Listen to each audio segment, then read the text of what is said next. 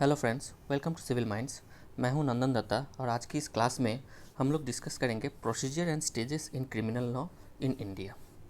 जो हमारे देश की क्रिमिनल लॉ है उसको कहा जाता है सीआरपीसी और क्रिमिनल प्रोसीजर कोड। तो ये जो क्रिमिनल प्रोसीजर कोड है this deals with all the criminal procedure in our country. तो ये जो पेपर है ये हमारे जुडिशियरी के एग्ज़ाम के लिए बहुत इम्पॉर्टेंट है। इसके अलावा भी क्लैट या फिर लॉ के जो स्टूडेंट्स हैं वो एग्ज़ाम के लिए भी बहुत ही एक इम्पॉर्टेंट पेपर है। तो जो स्टेजेस जो क्रिमिनल प्रोसीजर में जो डिस्कस किया गया है उसको आज इस वीडियो में हम इन डिटेल डिस्कस करेंगे। तो चलिए आगे देखते हैं। तो टोटल जो पूरा जो क्रिमिनल प्रोसीजर कोड है उसमें मेनली ये 3 स्टेज है: investigation, inquiry and trial. Investigation is the stage where the collection of evidences takes place by the police। ठीक है। और इंक्वायरी जो होता है जिसमें जुडिशियल डिसीजन लिया जाता है फॉर फर्दर प्रोसीडिंग। अब एक बात समझना आप लोगों के लिए ज़रूरी है कि यहाँ पे जो पुलिस है वो है एग्जीक्यूटिव और जो जुडिशियल मैजिस्ट्रेट या फिर सेशन कोर्ट हो गया वो हो गया जुडिशियरी। तो जुडिशियरी जो होता है वो एग्जीक्यूटिव मैटर में इंटरफेयर नहीं कर सकता। दैट मीन्स जुडिशियरी जो है वो इन्वेस्टिगेशन पे इंटरफेयर नहीं कर सकता। ऑन द अदर हैंड जो पुलिस है क्योंकि वो एग्जीक्यूटिव है तो वो जुडिशियल मैटर में इंटरफेयर नहीं कर सकता। तो ये जो 3 स्टेज है इन्वेस्टिगेशन, इंक्वायरी और ट्रायल, इसमें से इन्वेस्टिगेशन हो गया एग्जीक्यूटिव जुरिस्डिक्शन और इंक्वायरी और ट्रायल जो हो गया वो आ गया अंडर जुडिशियल जुरिस्डिक्शन। तो इन्वेस्टिगेशन में पुलिस जो है एविडेंसेस कलेक्ट करते हैं। जब भी कोई ऑफेंस होता है उसके जब इंफॉर्मेशन मिलता है तो पुलिस जा कर के उसके एविडेंसेस कलेक्ट करते हैं। कैसे कलेक्ट करते हैं? विटनेस को इंटरोगेट करते हैं या फिर जो जहाँ पे ऑफेंस हुआ है वहाँ से बहुत सारे मटेरियल्स सर्च करते हैं, सीज करते हैं। इस टाइप से बहुत सारे इन्वेस्टिगेट करते हैं जिसके थ्रू वो एविडेंसेस कलेक्ट करते हैं। और जो थर्ड स्टेज है, जो ट्रायल स्टेज है, उसमें एक कोर्ट में जा कर के वो जो एविडेंस पुलिस ने कलेक्ट किया उसको जा कर के उसके ऊपर उसके सामने प्रेजेंट किया जाता है और फिर कोर्ट उस एविडेंस को एडमिट करता है और उस एविडेंस के आधार पर ये डिसीजन लेता है कि क्राइम किसने किया है कि नहीं किया है। इसके ऊपर कोर्ट डिसीजन लेते हैं। लेकिन जो बीच का जो इंक्वायरी स्टेज है वो किस लिए है? वो बोल रहा है कि judicial decision for further proceedings. अब देखिए हमारे देश में बहुत सारे टाइम पे ऐसे होता है कि पुलिस जो है बहुत बार मैलिशियसली किसी को प्रोसिक्यूट करते हैं। नॉट ओनली पुलिस, किसी आदमी को भी दूसरों के खिलाफ एक पर्सनल ग्रज रहा हो तो पर्सनल वेंडेटा निकालने के लिए भी दूसरों के खिलाफ एक क्रिमिनल प्रोसीडिंग स्टार्ट कर देते हैं। अब देखिए एक कंप्लेंट लॉन्च करना या एफआईआर लॉन्च करना कोई बहुत बड़ी बात नहीं है। वो फॉल्स भी हो सकता है। ठीक है। तो जब एफआईआर लॉन्च किया जाता है या कंप्लेंट लॉन्च किया जाता है तो ये तब उस वक्त ये नहीं देखा जाता है कि उसके जो स्टेटमेंट है जो एफआईआर जो इसमें बोला जा रहा है वो स्टेटमेंट सही है कि नहीं है, वो नहीं देखा जाता है। तब वो स्टेटमेंट ले लिया जाता है और वो क्रिमिनल प्रोसीडिंग स्टार्ट हो जाता है। उसकी सच्चाई कितना है वो डिटरमाइन किया जाता है ट्रायल स्टेज में। लेकिन ट्रायल स्टेज के पहले एक बहुत लंबा प्रोसेस चलता है जो क्रिमिनल प्रोसीजर कोड जिसको डील करते हैं। लेकिन अगर किसी भी इनोसेंट आदमी को ट्रायल स्टेज में घसीटा जाए तो he will be mentally harassed. उसके पर्सनल और प्रोफेशनल लाइफ दोनों लाइफ में बहुत डिस्टर्बेंसेस, बहुत सारे लॉस आ जाएंगे। इसलिए ये जो प्रोसेस ऑफ लॉ है, क्रिमिनल प्रोसीजर जो प्रोसेस ऑफ लॉ है, ये मिसयूज़ ना हो, ये मिसयूज़ करके किसी को हैरास ना किया जाए। इसलिए बीच में इंक्वायरी स्टेज में जो जुडिशियल मैजिस्ट्रेट होता है, जो जिनके अपॉइंटमेंट हाई कोर्ट के अंडर होता है, हाई कोर्ट करते हैं इसके अपॉइंटमेंट, वो ये देखते हैं कि जो भी एविडेंसेस पुलिस ने कलेक्ट किया क्या उसके आधार पे कोई ऑफेंस बनता भी है कि नहीं।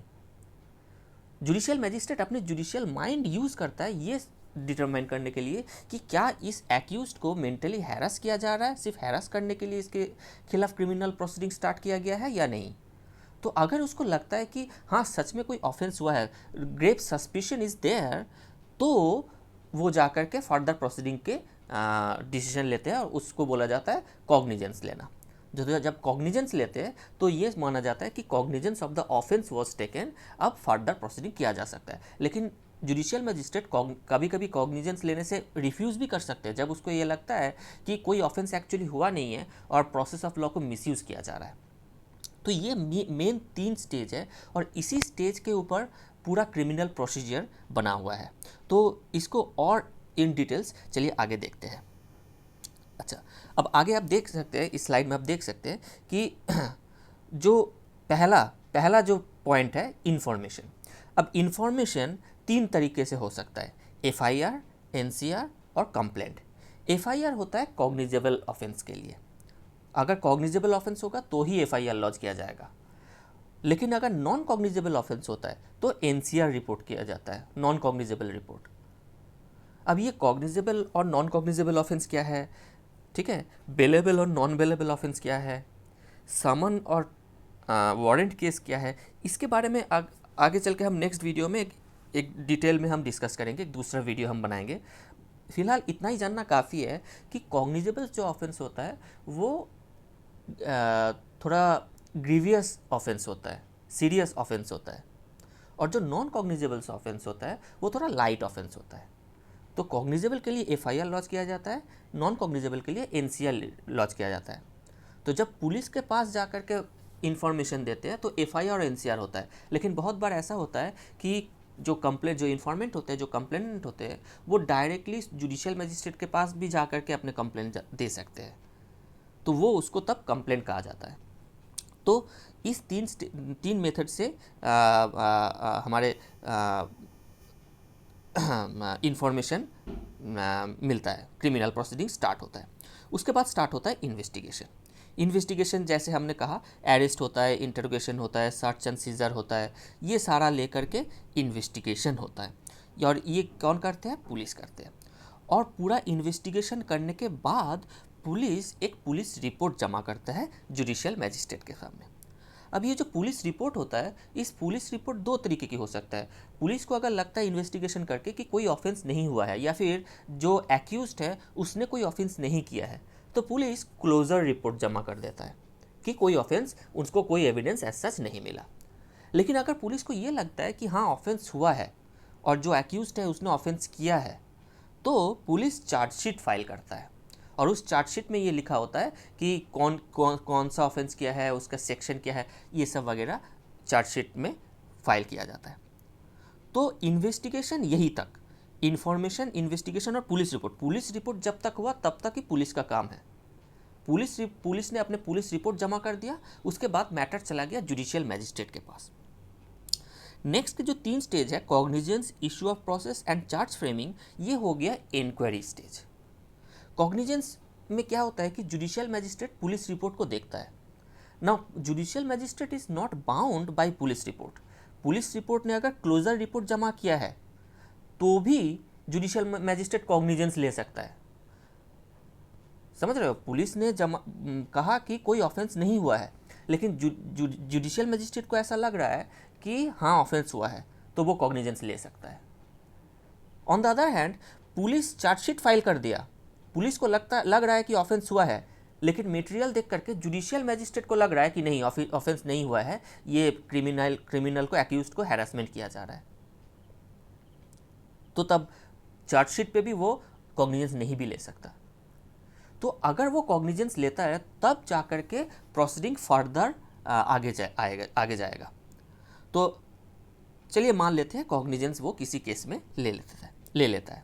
तो नेक्स्ट स्टेज होगा इशू ऑफ प्रोसेस। तो एक्यूज्ड को बुलाया जाएगा जुडिशियल मैजिस्ट्रेट के सामने और वो एक्यूज्ड को सारे डॉक्यूमेंट्स, जो पुलिस ने जो भी एविडेंस कलेक्ट किया, वो सारे डॉक्यूमेंट्स एक्यूज्ड के हाथ में हैंड ओवर किया जाएगा।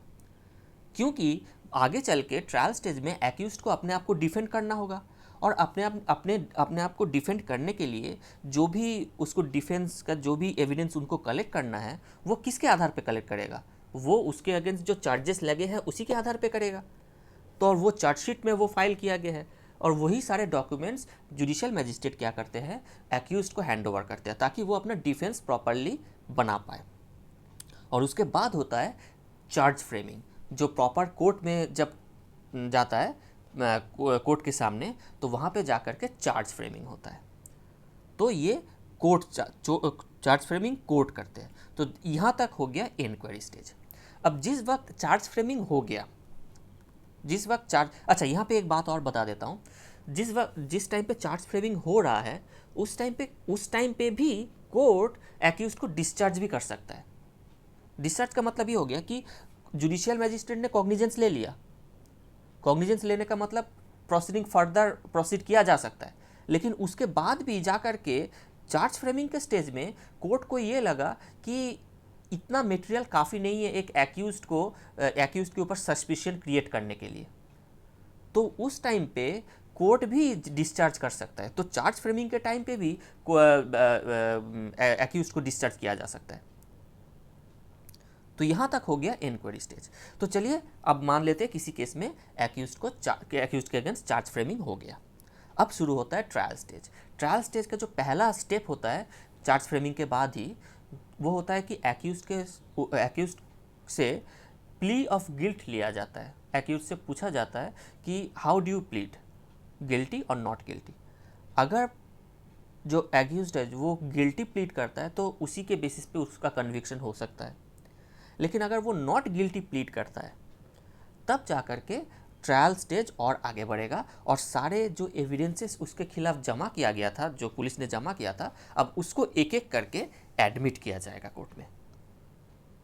और उसके बाद सारे एविडेंसेस मिलने के बाद कोर्ट फाइनल डिसीजन पे पहुंचते हैं।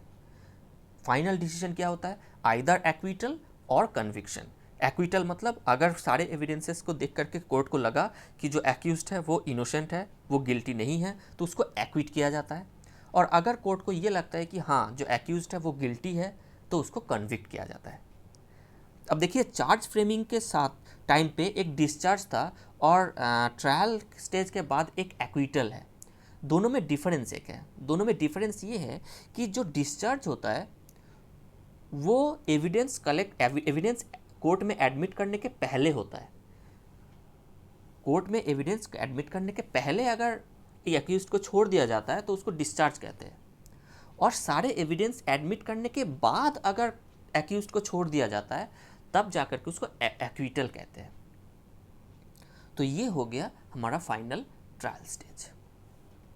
अब नॉर्मली ये प्रोसेस फॉलो होता है, ठीक है, लेकिन ज़रूरी नहीं है कि हर केस में सारा प्रोसेस ऐसा फॉलो हो, ठीक है। जैसे कि कोई एक केस में ऐसा हो सकता है कि सिर्फ इन्वेस्टिगेशन हो। सिर्फ इन्वेस्टिगेशन का मतलब ये हो गया कि मान के चलिए किसी एक्यूज्ड के खिलाफ एक इंफॉर्मेशन एफआईआर लॉन्च किया गया। अब पुलिस ने इन्वेस्टिगेट किया और इन्वेस्टिगेशन करने के बाद वो क्लोजर रिपोर्ट जमा कर देता है जुडिशियल मैजिस्ट्रेट के सामने कि इसने ऑफेंस नहीं किया है, कोई ऑफेंस एज सच नहीं हुआ है, और जुडिशियल मैजिस्ट्रेट उस क्लोजर रिपोर्ट को एक्सेप्ट कर लेता है। तो यहाँ पे क्या हुआ? इन्वेस्टिगेशन तो हुआ लेकिन ना तो कोई इंक्वायरी हुआ और ना कोई ट्रायल हुआ। अगेन अगर पुलिस चार्जशीट एफआईआर लॉन्च करने के बाद एक चार्जशीट भी फाइल करता है किसी एक्यूज्ड के खिलाफ, लेकिन फिर भी जुडिशियल मैजिस्ट्रेट कॉग्निजेंस लेने से रिफ्यूज़ कर देता है, तब भी जा करके क्या हुआ? इन्वेस्टिगेशन तो हुआ लेकिन कोई इंक्वायरी नहीं हुआ और ट्रायल भी नहीं हुआ। तो इस केस में क्या होता है? सिर्फ इन्वेस्टिगेशन हुआ, ना तो इंक्वायरी हुआ ना ट्रायल हुआ। दूसरे केस में सिर्फ इंक्वायरी भी हो सकता है। मान के चलिए बहुत बार ऐसा होता है कि आप अगर पुलिस स्टेशन जाते हो एफआईआर लॉन्च करने या फिर कोई कंप्लेंट जमा करने, पुलिस वो एफआईआर या कंप्लेंट लेने से इनकार कर देता है। तो जो इन्फॉर्मेंट है उसके पास दो ऑप्शन होता है, या तो वो एसपी के पास फिर इंफॉर्मेशन दे, या तो फिर वो जुडिशियल मैजिस्ट्रेट के पास डायरेक्ट चले जाए और कंप्लेंट जमा करे। फिर किसी के पास ये ऑप्शन भी होता है कि वो पुलिस के पास बिल्कुल जाए ही ना, वो डायरेक्टली जुडिशियल मैजिस्ट्रेट के पास चला जाए और जुडिशियल मैजिस्ट्रेट के सामने वो कंप्लेंट जमा करे। अब अगर ऐसा होता है कि जुडिशियल मैजिस्ट्रेट के सामने जाकर के सीधा कंप्लेंट जमा करता है, तो जुडिशियल मैजिस्ट्रेट के सामने दो ऑप्शन होता है। पहला ऑप्शन ये है कि जुडिशियल मैजिस्ट्रेट पुलिस को ऑर्डर देता है कि इसका इन्वेस्टिगेशन करो। तो अगर ऐसा होता है तब तो हो गया फिर पहला इन्वेस्टिगेशन स्टेज, फिर इंक्वायरी स्टेज। लेकिन जुडिशियल मजिस्ट्रेट के पास एक दूसरा ऑप्शन भी होता है, वो पुलिस को नहीं भी कह सकते, पुलिस को ऑर्डर नहीं भी दे सकता है कि इन्वेस्टिगेशन करो, वो खुद एक इंक्वायरी कंडक्ट कर सकता है। अब देखिए, जुडिशियल मजिस्ट्रेट खुद इन्वेस्टिगेट नहीं कर सकता। अगर इन्वेस्टिगेशन करना होता तो उसको पुलिस को बताना पड़ेगा, पुलिस को ऑर्डर देना होगा। लेकिन अगर खुद कुछ इंक्वायरी खुद छानबीन करना चाहते हैं तो उनको वो इंक्वायरी करना पड़ेगा। लेकिन इंक्वायरी करने के बाद उनको लगा कि the complaint is not is baseless, there is not enough ground to pull some accused and commit some mental harassment, proceed further। तो उस केस में क्या होता है, उसको डिस्चार्ज कर दिया जाता है। तो इस केस में क्या हुआ, ना तो इन्वेस्टिगेशन हुआ ना ट्रायल हुआ, सिर्फ इंक्वायरी हुआ। ठीक है। अब तीसरे किसी एक केस में इन्वेस्टिगेशन और इंक्वायरी हो सकता है और ट्रायल नहीं होगा। ऐसा कब होता है, जब एक जन के खिलाफ पुलिस में कंप्लेन लॉन्च हुआ, एफआईआर लॉन्च हुआ, एनसीआर लॉन्च हुआ, पुलिस ने इन्वेस्टिगेट की, पुलिस ने चार्जशीट फाइल किया, जुडिशियल मैजिस्ट्रेट ने चार्जशीट एक्सेप्ट कर लिया और कॉग्निजेंस ले लिया। कॉग्निजेंस लेने के बाद उसको इशू ऑफ प्रोसेस किया, उसको सारे डॉक्यूमेंट्स मिल गया, और फिर जब चार्ज फ्रेमिंग हो रहा था कोर्ट के सामने, उस टाइम पे उसको डिस्चार्ज कर दिया गया। कोर्ट ने कहा कि this material is not enough to proceed further. तो इस केस में क्या होता है, इन्वेस्टिगेशन होता है, इंक्वायरी होता है, लेकिन ट्रायल नहीं हुआ। ठीक है, समझ रहे हो दोस्तों। लेकिन याद रहे, कोई कभी भी ऐसा कभी नहीं होता है कि सिर्फ ट्रायल हो। सिर्फ इन्वेस्टिगेशन हो सकता है, सिर्फ इंक्वायरी हो सकता है, सिर्फ ट्रायल नहीं हो सकता। क्योंकि ट्रायल अगर होना है तो उसके पहले इंक्वायरी होना ज़रूरी है। ठीक है दोस्तों। तो दोस्तों आज के लिए इतना ही। ठीक है, आगे चल के नेक्स्ट वीडियो में हम क्रिमिनल प्रोसीजर के कोड के बारे में और भी विस्तार में बहुत सारे इन्फॉर्मेशन आप हमको देंगे।